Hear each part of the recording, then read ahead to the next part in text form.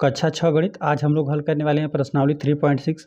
इस प्रश्नावली में ना आपको दो या दो से अधिक संख्याएं दी गई रहेंगी और उनका आपको मशक ज्ञात करना रहेगा। मशक मतलब महत्तम समापवर्तक। चलिए पहले हम लोग महत्तम समापवर्तक को समझ लेते हैं, इसके बाद ही हम लोग प्रश्नावली को हल करते हैं। तो देखिए महत्तम समापवर्तक होता क्या है, यहाँ पर हमने लिख दिया है, दो या दो से अधिक दी हुई संख्याओं के सार्वगुणनखंडों में सबसे बड़ा सार्वगुणनखंड इन दी हुई संख्याओं का महत्तम समापवर्तक हाईएस्ट कॉमन फैक्टर कहलाता है। जैसे ना जब भी आपको दो संख्याओं का पूछे या दो से अधिक भी संख्याओं का पूछ सकता है आपको, तो आपको क्या करना रहेगा ना, जो भी दो संख्याएं दी रहे हैं उनका आपको गुणनखंड करना रहेगा। गुणनखंड करने के बाद हम लोग देखेंगे कि दोनों संख्याओं के गुणनखंड में ना सबसे बड़ा सार्व मतलब उभयनिष्ठ होता है। दोनों दो या दो से अधिक भी संख्याएं रहेंगी तो उनमें सबसे अधिक गुणनखंड क्या कॉमन हो रहा है, ठीक है, यही हमें बताना रहेगा। इसे ही कहते हैं महत्तम समापवर्तक, हाईएस्ट कॉमन फैक्टर। चलिए महत्तम समापवर्तक को संक्षेप में मशक लिखते हैं, या फिर इस तरह से एचसीएफ भी आप उसे लिख सकते हैं। एचसीएफ का यही फुल फॉर्म है, हाईएस्ट कॉमन फैक्टर, सबसे बड़ा गुणनखंड। चलिए उदाहरण के लिए हम यहाँ पर एक संख्या लिख देते हैं उदाहरण के लिए चलिए हम 20 28 का ही मशक लिख देते हैं। 20, 28 का मशक। 20 संख्या 20 और 28 का महत्तम समापवर्तक क्या होगा, आपको दोनों संख्याओं का पहले आप अभाज्य गुणनखंड कर लीजिए। चलिए संख्या 20 का भी हम लोग कर देते हैं। देखिए संख्या 20 का इस प्रकार से करते हैं। संख्या 2 से विभाजित है, इकाई अंक 0 2 4 6 8 रहता है। संख्या 2 से विभाजित है, यहाँ पे 10 हो जाएगा। 2 से फिर इसमें भाग जा रहा है, 2 5 10 हो जाएगा। फिर यहाँ पे ये संख्या 5 विभाजित है, 5 एकम 5 हो गया। चलिए 28 को भी हम लोग करते हैं अभाज्य गुणनखंड। 28 का भी अभाज्य गुणनखंड कर देते हैं। संख्या 2 से विभाजित है, 2 एकम 2, 2 चौका 8 हो जाएगा, 14 बार में। फिर 2 से 2 7 14, फिर 7 से 7 एकम 7 हो जाएगा। तो यहाँ पे जब संख्या 20 का हमने अभाज्य गुणनखंड लिखा ना, अभाज्य गुणनखंड ही पहले कर लेंगे। तो यहाँ पे 20 बराबर 2 गुणते यहाँ पर 5 हो गया। अब यहाँ पर संख्या 28 है, 28 का जब हमने अभाज्य गुणनखंड कर दिया ना, तो 2 गुणते 7 आपको मिल रहा है, ठीक है। अब यहाँ पर हमें देखिए सार्व गुणनखंड करना है। सार्व मतलब उभयनिष्ठ क्या है, गुणनखंड इन दोनों में। अधिक से अधिक आप इन संख्याओं के गुणनखंडों में क्या आप उभयनिष्ठ ले सकते हैं ना। तो देखिए 1 2 इसमें है, 1 2 इसमें भी है। फिर और हम लोग क्या उभयनिष्ठ ले सकते हैं, 1 2 और यहाँ पर 2 2 आपको मिल रहा है, ठीक है। चलिए हम यहाँ पे लिख देते हैं 20, 28 के सार्वगुणनखंड। सार्वगुणनखंड 2 गुणते 2 मतलब यहाँ पर हम लिख देते हैं 2 में 2 का आप जब गुणा कर देंगे तो 4 हो जाएगा, ठीक है।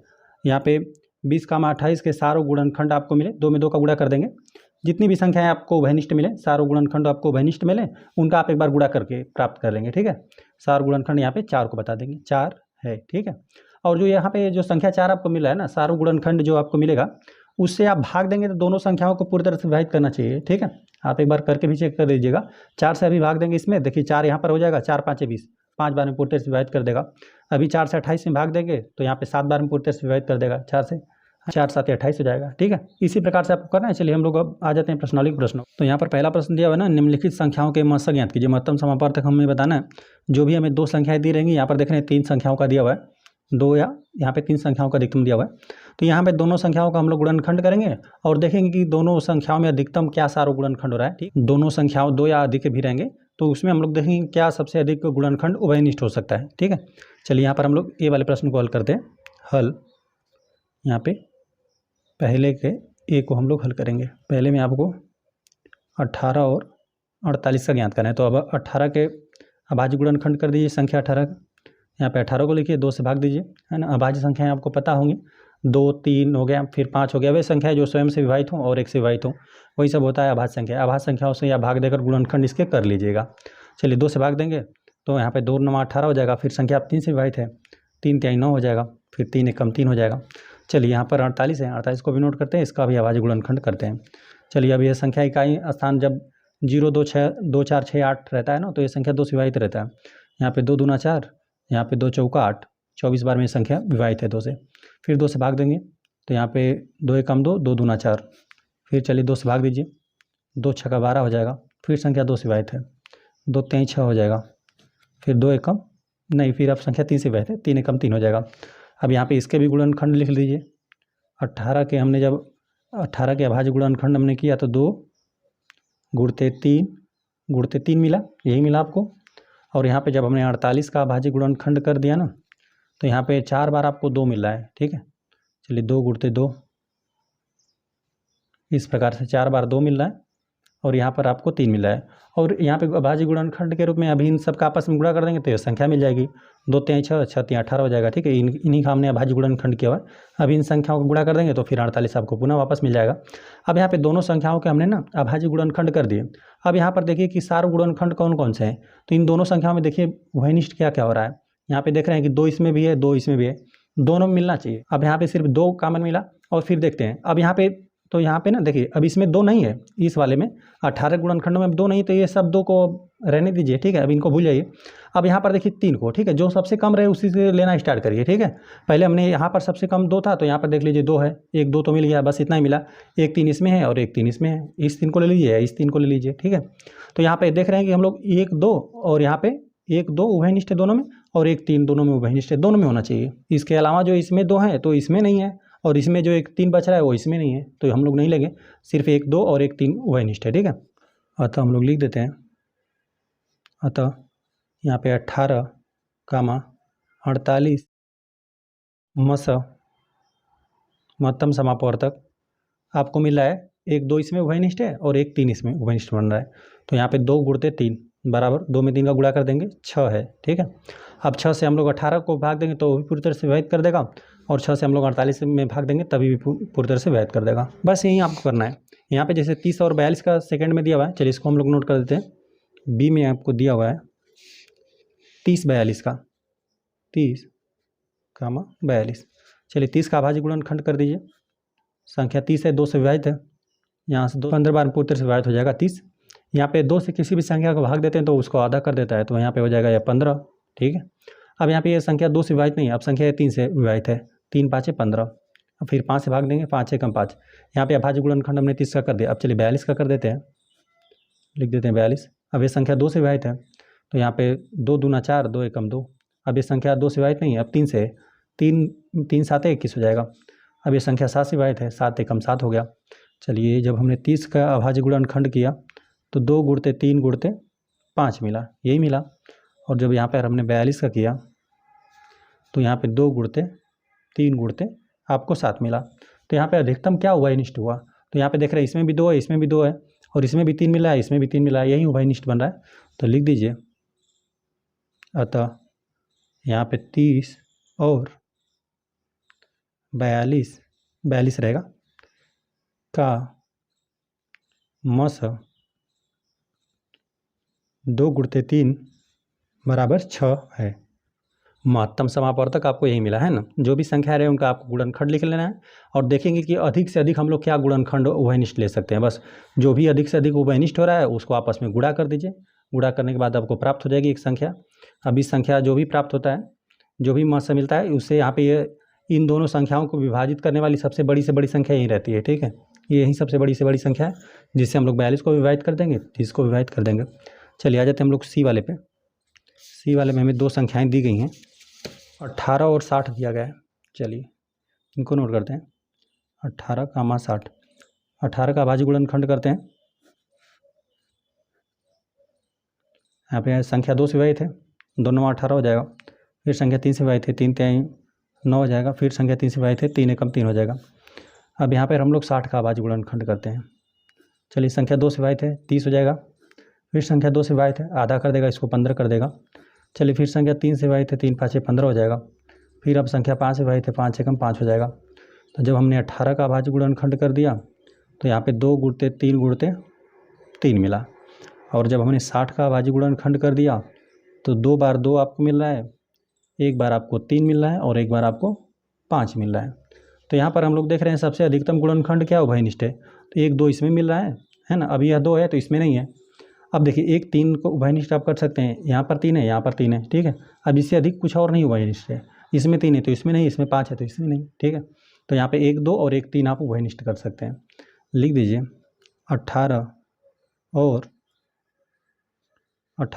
60 का मस रहेगा। यहाँ पे 18 और 60 का मस यही 2 गुणते 3 उभयनिष्ठ हो रहा है। 2 गुणते 3 बराबर 3 दूना 6 है। यहाँ पे 18 और 60 का आपको मस मिला 6। आ जाते हम लोग डी वाले प्रश्न पे। डी वाले में हमें जो 2 संख्याएं दी गई हैं, एक 27 है, एक आपको 63 दिया हुआ है। दोनों संख्याओं का भाज्य गुणनखंड करिए। यहाँ पे 27 लिखा हुआ है। 27 है ना, यहाँ पे 2 से विभाजित नहीं है, ये 3 से विभाजित है। 3 9 27 हो जाएगा। फिर संख्या 3 से विभाजित है, 3 3 9 हो जाएगा। फिर 3 एकम 3 हो गया। यहाँ पे 27 का भाज्य गुणनखंड हमने कर दिया। आप 63 करते हैं। 63 यह संख्या 2 से विभाजित नहीं है, इकाई स्थान 0 2 4 6 8 होना चाहिए। चलिए 2 से नहीं विभाजित है, संख्या 3 से विभाजित है। 3 दूना 6 हो गया और 3 एकम 3 हो गया। 21 बार में पूरी तरह से विभाजित है। अब चलिए 3 7 21 होता है। अब ये संख्या 7 से विभाजित है, 7 एकम 7। चलिए यहाँ पर जब 27 का हमने भाज्य गुणनखंड लिखा तो 3 गुणते 3 गुणते 3 इस प्रकार से मिला। जब हमने 63 का भाज्य गुणनखंड किया तो 2 बार आपको 3 मिल रहा है और 1 बार आपको 7 मिल रहा है। ठीक है, यही गुणनखंड मिल रहे हैं दोनों के। तो यहाँ पर अधिकतम हम लोग क्या उभयनिष्ठ दे सकते हैं। तो यहाँ पे 2 3 इसमें भी है, 2 3 इसमें भी है। अब इससे अधिक तो हम लोग कुछ नहीं उभयनिष्ठ कर सकते। यहाँ पर 7 है तो इसमें नहीं है, यहाँ पर एक 3 बच रहा है तो इसमें नहीं है। चलिए यहाँ पर लिख देते हैं 27 और 63 का महत्तम समापवर्तक। यहाँ पे 3 गुणते 3 बन रहा है। 3 गुणते 3, 3 का 3 में गुणा कर देंगे, 3 3 9 है। ठीक है, इन दोनों संख्याओं का मस कितना है, 9 है। चलिए डी वाला प्रश्न हो गया। ई वाले में आपको संख्याएं दे दी गई हैं। यहाँ पे 36 और 84 है। 36 और कामा 84 है। 36 का भाज्य गुणनखंड करिए। संख्या 2 से विभाजित है। यहाँ पे 18 दूना 36 हो जाएगा। यहाँ फिर संख्या 2 से विभाजित है, 2 9 18 हो जाएगा। अब ये संख्या 3 से विभाजित है, 3 3 9 हो जाएगा। यह 3 है, 3 3 हो गया। और फिर यहाँ पे संख्या 3 से विभाजित है, 3 एकम 3 हो गया। चलिए 84 में भाग दीजिए। इकाई स्थान 4 है, संख्या 2 से विभाजित है, 2 से भाग दीजिए। यहाँ पे 2 चौक 8 हो जाएगा, 2 दूना 4। फिर संख्या 2 से विभाजित है, अब 2 से भाग देंगे, 2 दूना 4, 2 एकम 2, 21 हो गया। अब ये संख्या 3 से विभाजित है, 3 7 21 हो गया। अब यहाँ पे 7 एकम 7 हो गया। 3 गुणनखंड बने। लिखते हैं हम लोग 36 क्या भाज्य गुणनखंड बना। 2 बार 2 है और 2 बार 3 है। अब चलिए 84 के लिखते हैं हम लोग। 84 में 2 बार 2 है, 2 गुणते 2 गुणते 3 गुणते यहाँ पे 7 हो जाएगा। तो हम लोग देख लें अधिकतम यहाँ पे गुणनखंड हम लोग क्या उभयनिष्ठ ले सकते हैं। तो यहाँ पर देखिए 1 2 इसमें भी है, 1 2 इसमें भी है, फिर 2 यहाँ पर और 3 यहाँ तक उभयनिष्ठ हो पा रहा है। ठीक है, इतना गुणनखंड सब उभयनिष्ठ है। यहाँ पे लिख दीजिए 36 और 84 का 36 और 84 का मस 2 गुणते 2 गुणते यहाँ पे 3, 2 दूना 4, 4 3 12। इन दोनों संख्याओं का महत्तम समापवर्तक हमें 12 मिला। ठीक है, यही है 12 है। चलिए आ जाते हैं हम लोग यफ वाले प्रश्न पे। यफ में हमें जो 2 संख्याएं दी गई हैं ना, यहाँ पे 34 और यहाँ पे 102 है। 34 है, 102। तो चलिए इसका हम लोग अभाज्य गुणनखंड करते हैं। 34 का करते हैं। संख्या 2 से विभाजित है, यहाँ पे हो जाएगा 2 1 कम 2 और फिर यहाँ पर घटा देंगे तो 1 बचेगा। 1 और 4 14, 2 7 14। यहाँ पे ये 17 हो जाएगा और फिर 17 एक अभाज्य संख्या होता है तो यहाँ पे 17 एकम 17 हो गया। चलिए अब आ जाते हैं हम लोग 102 पे। 102 इकाई अंक 2 है ना, तो ये संख्या 2 से विभाजित है। 2 5 10 हो जाएगा। 2 5 10, 2 एकम 2। अब यहाँ पे 5 में 1 जोड़ने पर 6 प्राप्त हो रहा है ना, ये संख्या 3 से विभाजित है। 3 से भाग दीजिए, 3 एकम 3, एक बार भाग चला जाएगा। घटा देंगे, 5 में से 3 घटा देंगे, 2 बचेगा। 2 और 1 21 हो जाएगा। 3 7 21, 17 बार में पूरी तरह से विभाजित हो जाएगा। 3 से 51, 17 3 51 भी होता है। और देखिए यहाँ पे फिर 17 का अभाज्य संख्या होता है, 17 एकम 17 हो गया। चलिए यहाँ पर हम लोग लिख देते हैं 34 का जब हमने अभाज्य गुणनखंड किया तो 2 गुणते 17 मिला। और जब यहाँ पे 102 का हमने अभाज्य गुणनखंड कर दिया तो 2 गुणते 3 है, 2 गुणते 3 गुणते यहाँ पे 17 मिला। ठीक है, अब यहाँ पे देख लीजिए अधिकतम गुणनखंड क्या उभयनिष्ठ बन रहा है। ठीक है, तो यहाँ पे 1 2 इसमें भी मिल रहा है, 1 2 इसमें मिल रहा है, 17 इसमें भी है, 17 इसमें भी है। तो यहाँ पे इन दोनों का गुणनफल हो जाएगा उभयनिष्ठ। लिख देते हैं 34 और 102 का मस यहाँ पे 2 गुणते 17 हो जाएगा। जो भी उभयनिष्ठ बने उनका आपस में गुणा कर दीजिए। 17 दूना यहाँ पे 34 हो जाएगा।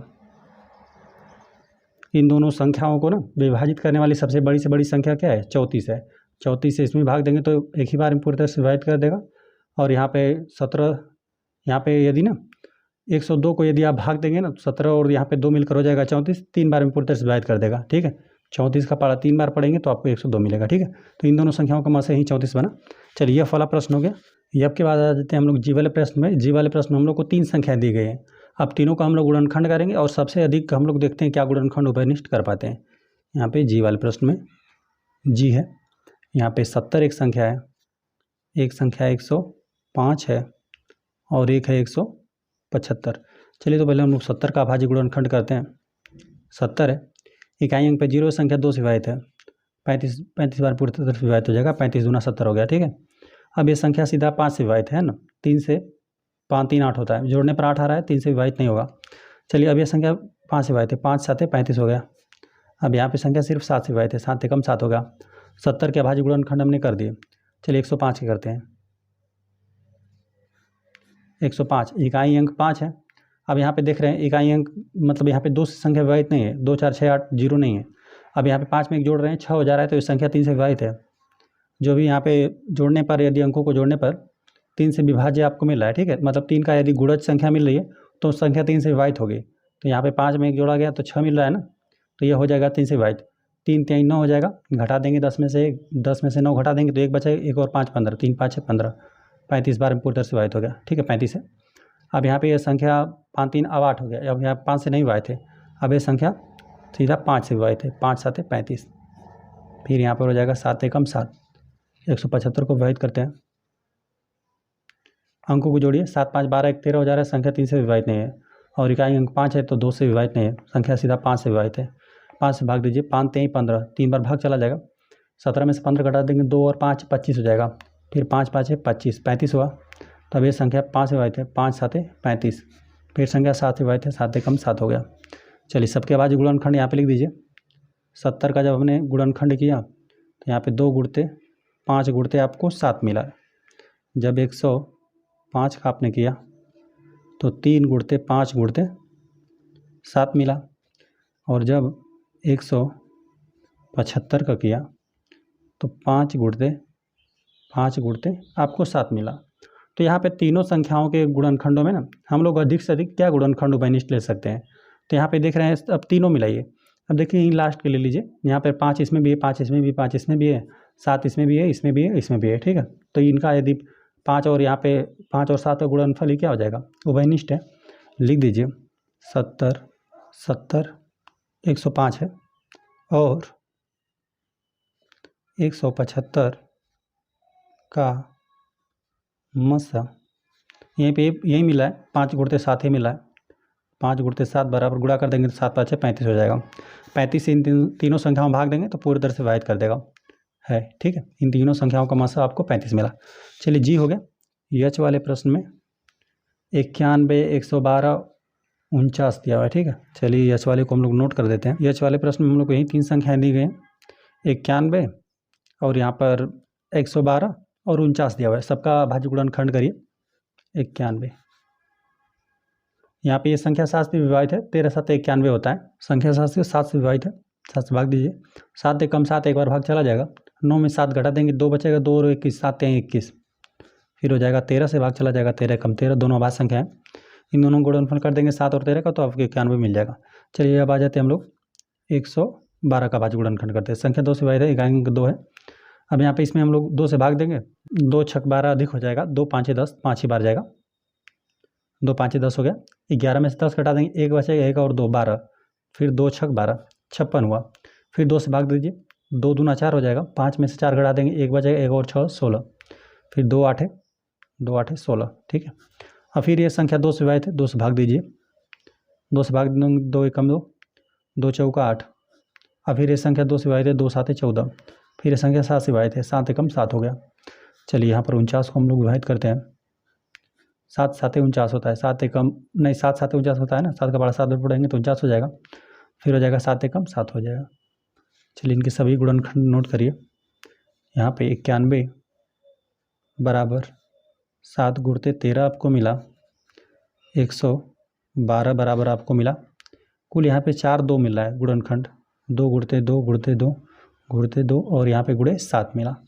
चलिए 49 में आपको 2 बार 7 मिला, 7 गुणते 7, यहाँ पे देख लीजिए सबसे अधिक बड़ा आपको गुणनखंड क्या क्या उभयनिष्ठ हो रहा है। तो यहाँ पर देख रहे हैं सब में सिर्फ 1 7 के अलावा ना, 1 7 कोई ले लीजिए इन दोनों में से, 1 7 के अलावा कुछ और उभयनिष्ठ नहीं है। सबसे अधिक से अधिक हम लोग उभयनिष्ठ यही कर सकते हैं। चलिए अब यहाँ पर हम लोग नोट भी कर देते हैं। 91, 112 और 49 का मस महत्तम समापवर्तक 7 है। ठीक है, यहाँ पे इस वाले प्रश्न को हमने हल कर दिया। चलिए आ जाते हैं हम लोग अगले वाले प्रश्न पे। अगला हमें प्रश्न आई दिया हुआ है ना, 18 54 81 है। 18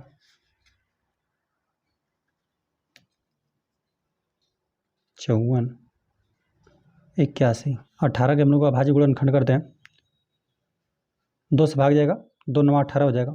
फिर अब संख्या 3 से विभाजित है, 3 3 9, फिर 3 एकम 3 हो जाएगा। 54 पर आते हैं। 54 संख्या 2 से विभाजित है, इकाई अंक 4 है, तो यहाँ पे 2 दूना 4, 2 बार तो भाग चला जाएगा। 5 में 4 घटा देंगे, 1 बचेगा, एक और 4 14, 2 7 14। अब ये संख्या 3 से विभाजित है, 3 9 27 होता है। फिर 3 3 9, फिर 3 एकम 3 हो गया। अब चलिए 81 को विभाजित करते हैं। संख्या 2 से विभाजित नहीं है, संख्या 3 से विभाजित है। 8 में 1 जोड़ देंगे, 9 हो जाएगा। संख्या 3 से विभाजित है, तो यहाँ पे 3 दूना 6, 2 बार तो भाग चला ही जाएगा। अब यहाँ पे 8 में से 6 घटा देंगे, 2 बचेगा, 2 और 1 21 हो जाएगा। 3 7 21।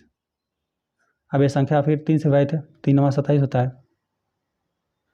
फिर संख्या 3 से विभाजित है, 3 3 9 हो गया। फिर संख्या 3 से विभाजित है, 3 एकम 3 हो गया। चलिए अब यहाँ पर हम लोग सबके अभाज्य गुणनखंड लिख देते हैं।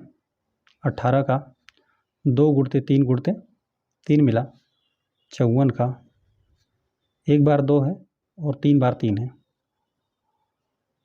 इस प्रकार से हो गया। 81 का नोट करते हैं। यहाँ पे 4 बार 3 मिल रहा है। ठीक है, इस प्रकार से हो गया।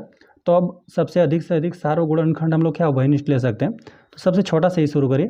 तो यहाँ पर देख रहे हैं कि 2 इसमें भी है, तो 2 इसमें है, लेकिन इसमें नहीं है 2। ठीक है, तो 2 तो नहीं बन पाएगा। लेकिन 3 देख रहे हैं इसमें भी है, यहाँ पे 2 3 बन रहा है। ठीक है, 3 गुणते 3, 3 गुणते 3, 3 गुणते 3, यही सारे गुणनखंड है, यही उभयनिष्ठ है। यहाँ पे इनका आप गुणा कर दीजिएगा। 3 में 3 का गुणा कर देंगे, 9 हो जाएगा। इन तीनों संख्याओं का मसा क्या मिला आपको? 9 मिलेगा। चलिए यहाँ पर हम लोग लिख देते हैं 18 54 और संख्या 81 का मसा 3 गुणते 3, 3 में 3 का गुणा कर देंगे, 3 3 9 हो जाएगा। इन तीनों संख्याओं का मसा क्या है? वो बड़ी से बड़ी संख्या 9 ही है, जो इन तीनों संख्याओं को पूरी तरह विभाजित कर देगी। आ जाते हैं जे वाले प्रश्न पे। जे में हमें संख्याएं दी गई हैं 12 45 है, 12 45 75 है। ठीक है, सबका बारी बारी गुणनखंड कीजिए। 12 कर देंगे, 2 6 12, फिर 2 3 6, 3 एकम 3 हो गया। 45 का करिए। संख्या 2 से विभाजित नहीं है, लेकिन 5 4 9 हो जा रहा है, जोड़ने पर 9 आ रहा है। संख्या 3 से विभाजित है, 3 एकम 3, यहाँ पे 4 में से 3 घटा देंगे, 1 और 5 15 बचेगा। 3 5 15, फिर 3 5 15, फिर 5 एकम 5 हो गया। चलिए 75 करते हैं अभाज्य गुणनखंड। तो यहाँ पे 2 संख्या विभाजित नहीं है, 7 5 12 होता है, जोड़ने पर 12 आ रहा है। संख्या 3 से विभाजित है, यहाँ पे 3 दूना 6 हो जाएगा, 3 दूना 6। अब यहाँ पे 7 में से 6 घटा देंगे, 1 और 5 15, 3 5 15 25 हो गया। अब ये संख्या 5 2 7 हो रहा है ना। अब ये संख्या 3 से विभाजित नहीं है, अब ये संख्या 5 से विभाजित है, 5 5 25 हो जाएगा। 5 एकम 5 हो गया। चलिए यहाँ पे सभी गुणनखंड लिख दीजिए। 12 का जब हमने गुणनखंड कर दिया, 2 गुणते 3 मिला। 45 का किया, 3 गुणते 5 मिला। 75 का किया, 3 गुणते 5 मिला। अब यहाँ पे देख रहे हैं 2 इसमें है, तो लेकिन इन दोनों में नहीं है, तो 2 को तो हम लोग नहीं ले सकते। अब यहाँ पे 3 देखिए, तीनों मिल रहा है आपको। ठीक है, तीनों गुणनखंडों में यहाँ पे 3 है, यहाँ पे 3 है और यहाँ पे 3 है। देखिए 5 इन दोनों में है, तो इसमें नहीं है। तो ऐसी संख्या जो 3 में है, ठीक है, ऐसा गुणनखंड हम लोग लेंगे जो तीनों में रहेगा। इन तीनों गुणनखंडों में यही संख्या 3 जो है सारा गुणनखंड है। चलिए तो यही हो जाएगा मतलब संख्या है 12 45 और 75 का मसा आपको 3 मिला है। तो इस प्रकार से पहला वाला प्रश्न तो हम लोग का हल हो गया। प्रश्न नंबर 2 में हम लोग को दिया हुआ है ना, निम्न का मसा क्या है। इस प्रकार से ए से लेकर यहाँ पर हम लोग को सी तक प्रश्न दिए गए, दिया यदि दो क्रमागत संख्याएं, प्राकृतिक संख्याओं की ये बात कर रहा है, एक से लेकर सभी धनात्मक संख्याओं की, यहाँ पे दो क्रमागत संख्याएं रहे तो क्या होगा मास। यदि दो यहाँ पे दो क्रमागत संख्याएं और दो क्रमागत सम संख्या रहे तो क्या मिलेगा, दो क्रमागत विषम संख्या रहे तो उनका मास क्या होगा, यही हमें बताना है ना। चलिए हम लोग लिख देते हैं, हल करने वाले हम लोग दूसरे वाले प्रश्न को, दूसरा में भी हम लोग ये हल करेंगे। तो यहाँ पर हम दो क्रमागत संख्याएं ले लेते हैं, पहले में लिख देते हैं, कोई भी उदाहरण के लिए एक ले लीजिए और दिखा दीजिए दो क्रमागत संख्याएं रहे तो मास क्या होगा। यहाँ पे लिख दिया दो क्रमागत संख्याएं, कोई भी दो क्रमागत संख्याएं आप ले लीजिए, 10 11 हो गया। जैसे एक से लेकर कोई भी आप प्राकृतिक संख्या ले सकते हैं, इनमें से आप कोई संख्या ले सकते हैं जो सभी प्राकृतिक संख्या में 1 2 3 4 5 6। तो यहाँ पे कोई भी आप दो संख्या ले लें, 100 102 ले लें, यहाँ पे 90 91 ले लें। इस प्रकार से दो क्रमागत आपको संख्या ले लेनी, क्रम से जो भी आए, ठीक है, एक के बाद दो गया, दो के बाद तीन, इस प्रकार से सब क्रमागत संख्याएं बनी। कोई भी दो क्रमागत संख्या ले लीजिए। चलिए हम 4 ही 5 को ले लेते हैं, छोटा ही रखिए क्योंकि बड़ा रहेगा तो आपको गुणनखंड करना पड़ेगा, ठीक है। छोटा रखिए और अपना बता दीजिए, चाहे ये छोटी भी संख्या और बड़ी भी संख्याओं पर भी लागू होगा। लिख देते हैं दो क्रमागत संख्याएं 4, 5 हैं, ठीक है। अब यहाँ पे दो क्रमागत संख्या हमने ले लिया, अब यहाँ पर इनका क्या करते हैं, गुणनखंड में करना रहता है, ठीक है। तो यहाँ पे 4 का यदि करना रहेगा तो हम लोग किस प्रकार से कर देंगे, 2 2 दूना 4 हो जाएगा, फिर 2 कर देंगे, 2 एकम 2 हो गया। अब यहाँ पे संख्या जब हमने 4 का किया ना गुणनखंड, तो यहाँ पर आपको मिला 2 गुणते 2 मिला, और 5 का तो आपको इसी प्रकार से 5 ही मिला। चलिए 5 का सिर्फ हम इस प्रकार से यदि 5 लिख दें, 5 बराबर 5, तो यहाँ पर देख रहे हैं कुछ भी गुणनखंड उभयनिष्ठ दिख नहीं रहा आपको, लेकिन जो भी दो संख्याएं रहती है ना, यदि उनका गुणनखंड में कुछ भी उभयनिष्ठ ना हो तो आपको सिंपल क्या कर लेना है, एक यहाँ पे गुणते में लिख देना है, यहाँ पर एक लिख देना है, ठीक है। क्योंकि एक यहाँ पे कोई भी संख्या रहेगा तो उसका एक गुणनखंड बनेगा ही बनेगा, ठीक है। कोई भी संख्या रहे उसमें एक से भाग देंगे तो पूरी तरह से विभाजित कर ही देगा। संख्या कोई भी रहे, संख्या एक से विभाजित होती ही होती है, ठीक है। तो यहाँ पे गुण एक लिख दीजिए, है ना। कुछ यदि और यहाँ पे अभाज्य गुणनखंड कोई मिला है तो ठीक है, नहीं मिला है तो क्या कर दीजिए, गुण एक लगा दीजिए, ठीक है, इस प्रकार से। तो इन दोनों संख्याओं का मास क्या हो जाएगा, एक हो जाएगा। वह बड़ी से बड़ी संख्या एक ही है जो कि क्या कर देगा, 4 को पूरी तरह से विभाजित कर देगा, 5 को विभाजित कर देगा। और हमें पता है यदि दो संख्याओं की बात करें ना, हमने पहले ही पिछले क्लासों में पढ़ा ना कि यदि दो संख्याएं लिख दें हम लोग, यदि उन दोनों संख्याओं का मास महत्तम समापवर्तक यदि आपको एक मिले, इसी प्रकार से एक मिले, तो वह दोनों संख्याएं आपस में सहभाज्य संख्या कहलाती है। मतलब आप जितने इस तरह के क्रमागत संख्याएं लिखेंगे ना, उन सबका यहाँ पे मास कितना आएगा, एक। तो ये दोनों संख्याएं आपस में क्या रहेंगी, सहभाज्य संख्या रहेंगी। यहाँ पे हम लोग लिख देते हैं, यहाँ पे देख लिए आपने, हम लिख भी देते हैं एक बार, संख्या 4 और 5 का मास 1 है, अतः दो क्रमागत संख्याओं का, अब एक उदाहरण लेकर हमने वो आपको दिखा दिया कि मास 1 आ रहा है, तो अब यहाँ पे दो क्रमागत संख्या हमने 4 और 5 लिया, अब कोई भी दो संख्या ले सकते हैं, ठीक है। हमेशा उन दोनों जब भी दो क्रमागत संख्या रहेंगी तो उनका मास क्या मिलेगा, हमेशा एक आपको एक मिलेगा, ठीक है। अतः दो क्रमागत संख्याओं का मास महत्तम समापवर्तक एक होता है। सबसे अधिक से अधिक गुणनखंड आप एक ही उभयनिष्ठ कर सकते हैं। चलिए ये वाला प्रश्न हल हो गया। हम लोग बी पे आ जाते हैं। बी में हमें प्रश्न दिया हुआ ना, दो क्रमागत, यहाँ पे सम संख्याएं दो हमें लेना है, ठीक है। चलिए तो हम लोग सम संख्या ले लेते हैं, लिख देते हैं दो क्रमागत सम संख्या, दो क्रमागत सम संख्या हम लोग लिख देते हैं। अच्छा, सम विषम संख्या हमने बताया था आपको क्या होता है, 4 हो गया। यहाँ पर हम सभी लिख देते हैं प्राकृतिक संख्याओं को, 6 7 8 9, इसी प्रकार से और अनंत रूप से आपको प्राकृतिक संख्याएं मिलती जाएंगी। तो इसमें सम संख्या क्या होता है, जो दो के गुणज होते हैं वही होता है सम संख्या। देखिए ये 2 हो गया, 4 हो गया, 6 हो गया, 8 हो गया, यहाँ पे लिख भी देते हैं हम सम संख्याएं। सम संख्याएं कौन कौन सी होती हैं, 2 4 6 8 फिर 10 हो जाएगा। इसी प्रकार से ये सब क्या है, सम संख्या है। विषम संख्या क्या हो गया,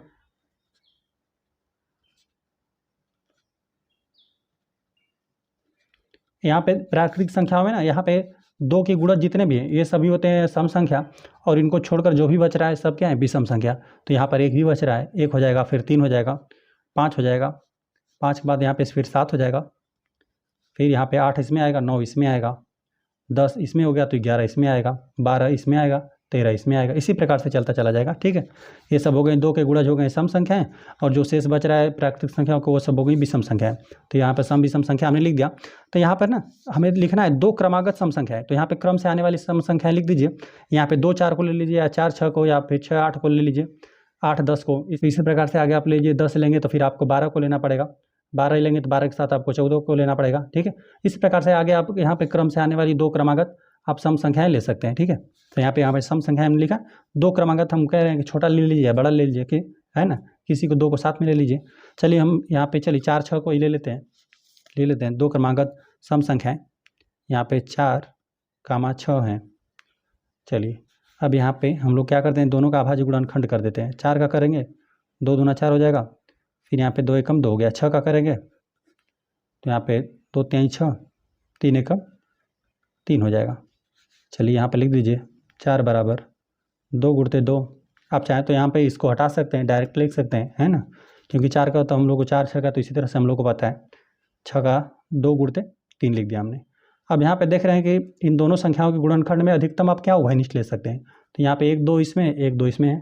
ठीक है, तो यहाँ पे लिख दीजिए 4 और 6 का मस क्या मिला आपको, 2 मिला, जो कि आपको दोनों मिल रहा है। ठीक है, मस 2 है। तो इस प्रकार से आपको यह आइडिया लग गया ना कि जब भी हम लोग 2 क्रमागत संख्याएं लेंगे, है ना, यहाँ पर हमने सम संख्याएं लिखा हुआ है। अब क्रम से आने वाली कोई भी आप 2 सम संख्याओं को ले लीजिएगा, है ना, जो क्रम से बाद है। एक रहेगा, मान लेते हैं कि आपको 2 जोड़कर उसमें ज्ञात कर सकते हैं आप। यदि 100 लेना है तो 100 में क्या कर दीजिए, 2 जोड़ देंगे तो आपको पता चल जाएगा कि अगली इसके क्रमागत संख्या क्या है, 102 है। ठीक है, 2 जोड़कर आप ज्ञात कर पाएंगे। 100 हो गया तो 102 हो गया, फिर अगला कौन सा होगा, 104 हो जाएगा। इसी प्रकार से जब भी आप क्रमागत 2 सम संख्याएं आप लेंगे ना, उनका आप मौसा निकालेंगे ना, तो हमेशा आपको 2 ही प्राप्त होगा। ठीक है, वो बड़ी से बड़ी संख्या 2 होगी जो क्रमागत सम संख्याओं को विभाजित कर देगी।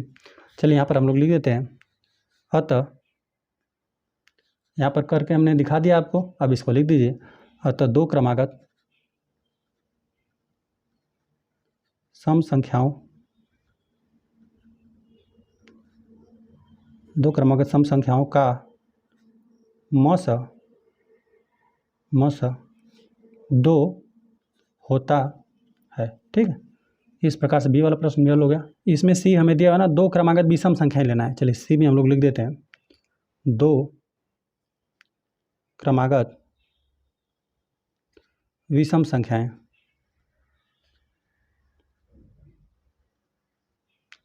देखिए अब यहाँ पर हमने विषम संख्याओं को लिखा हुआ है। विषम संख्या 1 हो गया, 3 हो गया, 5 हो गया, 7 हो गया। तो इस प्रकार से आप किसी को ले लीजिए। यहाँ पर हम चलिए 3 ही 5 को ले लेते हैं साथ में, किसी को भी आप साथ में ले सकते हैं। यहाँ पे सभी हमने विषम संख्याएं लिखा हुआ है। यहाँ पे 11 हो गया तो अगले क्या होगा, 13 होगा, 15 होगा। इसी प्रकार से चलता चला जाएगा। किन्हीं भी आप 2 क्रमागत विषम संख्याओं को ले लीजिए। 2 को लेना है, 2 हम ले लेते हैं। यहाँ पे चलिए 3 और 5 को ही लिख देते हैं हम लोग। 3 और 5 हैं। अब यहाँ पर हम लोग देख रहे हैं ना कि दोनों जो संख्याएं हैं यह दोनों अभाज्य संख्या है। तो यहाँ पर हम लोग इसका क्या गुणनखंड करें, यहाँ पे इस प्रकार से लिख देते हैं 3 बराबर, तो यहाँ पे 3 हो जाएगा, यहाँ पे 5 है ना, चलिए 5 बराबर लिखते हैं। 5 बराबर 5 हमने लिख दिया। और इस प्रकार से आप देख रहे हैं तो अभी नहीं दिख रहा है आपको कोई गुणनखंड उभयनिष्ठ। जिन भी संख्याओं में इस प्रकार से आपको उभयनिष्ठ ना मिले तो सिंपल क्या कर देना है, 1 गुणते में कर देना है। क्योंकि कोई भी संख्या रहे उसे यदि यहाँ पर इनके यदि गुणनखंड उभयनिष्ठ नहीं हो रहे तो एक क्या होता है, किसी भी संख्या को विभाजित कर देता है। तो यहाँ पे गुणते 1 लिख दीजिए, तो यही हो जाएगा इन दोनों संख्याओं का मस। लिख देते हैं 3 और 5 का मस 1 है। अतः अब इस प्रकार से लिख दीजिए 2 क्रमागत विषम रहेगा संख्याओं का मस 1 होता है। मस 1 होता है। ठीक है, इस प्रकार से हमने एक छोटी संख्या लेकर और मसा निकाल कर देख लिया। अब आप कितना बड़ी से भी बड़ी संख्या आप ले सकते हैं ना। 2 क्रमागत विषम संख्याएं आप लेंगे ना तो उनका हमेशा मसा कितना आएगा, आपको 1 ही मिलेगा। ठीक है, तो इस प्रकार से हम लोग का दूसरा प्रश्न भी हल हो गया। चलिए आ जाते हैं हम लोग को तीसरे प्रश्न पे। तीसरा प्रश्न हमें दे दिया गया है ना, अभाज्य गुणनखंड द्वारा 2 सह अभाज्य संख्याओं 4 और 15 का मस इस प्रकार ज्ञात किया गया है। 4 का यहाँ पे गुणनखंड लिखा हुआ है, यहाँ पे 15 का 2 गुणते 2, यहाँ पे 4 का, और यहाँ पे 15 का लिखा हुआ है 3 गुणते 5, यही होगा गुणनखंड। यहाँ पे दोनों पहले ही बता दिया कि सहअभाज्य संख्या है। दिया हुआ कि चूंकि इन गुणनखंडों में कोई अभाज्य सार्वक गुणनखंड नहीं है। यहाँ पे देख रहे हैं इन दोनों संख्याओं का जब गुणनखंड लिखा गया है ना, 2 गुणते 2 लिखा गया है, यहाँ पे 3 गुणते 5 लिखा हुआ है। तो यहाँ पे कह रहा है कि कोई अभाज्य सार्व गुणनखंड नहीं है, मतलब उभयनिष्ठ दोनों संख्याओं का यहाँ पे लिखा गया है, 4 और 15 का ना गुणनखंड करके लिखा गया है, तो कोई सार्व मतलब उभयनिष्ठ नहीं बन रहा है कोई संख्या, इसीलिए 4 और 15 का मस शून्य है। यहाँ पे दिया हुआ है शून्य है। क्या यह उत्तर सही है? यदि नहीं तो सही मस क्या है आपको बताना है। तो हमें जाहिर सी बात है कि यहाँ पे 2 संख्याएं लिखी गई हैं ना, तो यहाँ पे इनका यदि कुछ भी उभयनिष्ठ नहीं हो रहा है तो हम लोग सिंपली क्या कर देंगे, इसमें भी 1 का गुणा कर देंगे, इसमें भी 1 का गुणा कर देंगे, क्योंकि 4 को 1 भी विभाजित कर देगा, 15 को 1 भी विभाजित कर देगा, तो इन दोनों संख्याओं को 4 और 15 का मसा क्या हो जाएगा, 1 हो जाएगा। शून्य किसी का नहीं होता है, शून्य किसी का नहीं होता है, ठीक है। तो चलिए यहीं बस हमें लिख देना है, यहाँ पर हम लिख देते हैं हल करने वाले तीसरे वाले प्रश्न को। एक बार लिख देते हैं कि हम लोग को दिया क्या हुआ है, लिख देते हैं। दिया है, पहले हम लोग को बता दिया है कि 4 और 15 को दिया था, 4 और 15 स अभाज्य संख्याएं हैं, ठीक है। और साथ साथ इनका गुणनखंड भी हमें दे दिया गया है इस प्रकार से, 4 बराबर 2 गुणते 2, और 15 का दिया हुआ है 3 गुणते 5, 3 5 15 हो गया। अब यहाँ पर दे दिया गया है ना कि आपको बताया प्रश्न में दोनों चूंकि सहअभाज्य संख्या है, दिया हुआ है कि 2 सहअभाज्य संख्याएं हैं 4 और 15 हैं, इनके दोनों हमने गुणनखंड लिख दिया हुआ है। प्रश्न में ये लिखा हुआ है कि 2 गुणते 2 4 का, 15 का 3 गुणते 5 लिखा हुआ है। तो कह रहा है कि देखने पर तो ये लग रहा है कि मतलब इनका कोई भी गुणनखंड उभयनिष्ठ नहीं बन पा रहा है, तो क्या इनका इन दोनों संख्याओं का मस शून्य हो जाएगा? तो ऐसी कोई बात नहीं है।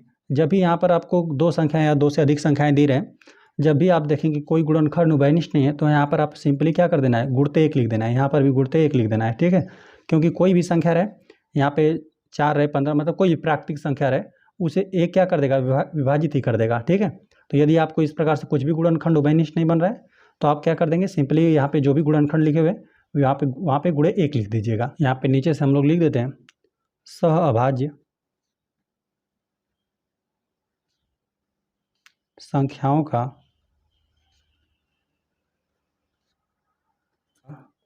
मस शून्य नहीं होगा।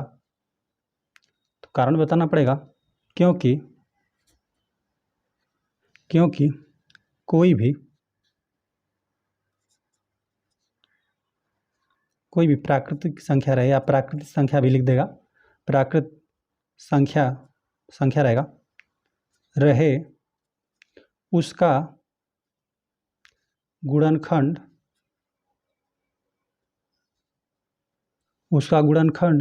1 अवश्य होता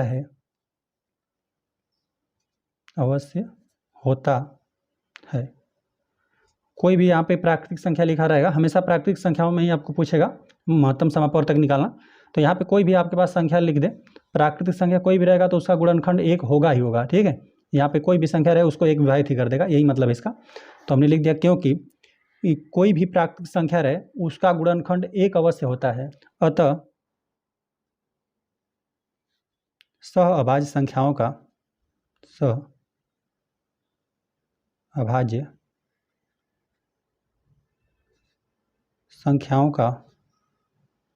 मस 1 होता है। हमने कारण यहाँ पे बता दिया कि कोई भी संख्या रहे उसको 1 विभाजित करेगा ही करेगा। तो यहाँ पे पहले 2 गुणते 2 ही लिखा था यहाँ पे 4 को, और यहाँ पे 15 को 3 गुणते 5 लिखा था, है ना। तो आपको दिख नहीं रहा था कुछ उभयनिष्ठ है, तो सिंपल क्या कर देना है, वहाँ पे गुणते 1 लिख देना है। और कारण हमने बता दिया, कोई भी प्राकृतिक संख्या रहे उसको 1 विभाजित करेगा ही करेगा, है ना। कोई भी संख्या रहे उसको 1 विभाजित करेगा, तो यहाँ पर गुणते 1 लिख दिया गया, यहाँ पर भी गुणते 1 लिख देगा। और यहाँ पूरी बात हमने लिख दिया। सहअभाज्य संख्याओं का मस शून्य नहीं होता है। यहाँ पर पूछा था कि क्या उनका शून्य होता है सहअभाज्य संख्याओं का, सिर्फ इतना दिया हुआ था, तो है ना। पूछा था कि क्या इनका मस शून्य हो जाएगा, तो यहाँ पर हमने लिख दिया सहअभाज्य संख्याओं का मस शून्य नहीं होता है। क्यों शून्य नहीं होता है? क्योंकि यहाँ पर लिखा हमने, क्योंकि कोई भी प्राकृतिक संख्या रहे उसका गुणनखंड 1 अवश्य होता है ना, गुण तो 1 आप जरूर से आप लिख सकते हैं। कोई भी संख्या रहे तो उनका गुणनखंड इस प्रकार से 1 कर देंगे। यहाँ पे लिख दिया अतः सहभाज्य संख्याओं का महत्तम 1 होता है, हमेशा गुण तो 1 इस प्रकार से लिख लीजिएगा, ठीक है। तो इस प्रकार से आपके साथ साथ प्रश्नावली के सभी प्रश्न भी हल हो गए। वीडियो पसंद आए तो वीडियो को लाइक कर दीजिए। यदि चैनल पर नए हैं तो कृपया चैनल को सब्सक्राइब कर दीजिए।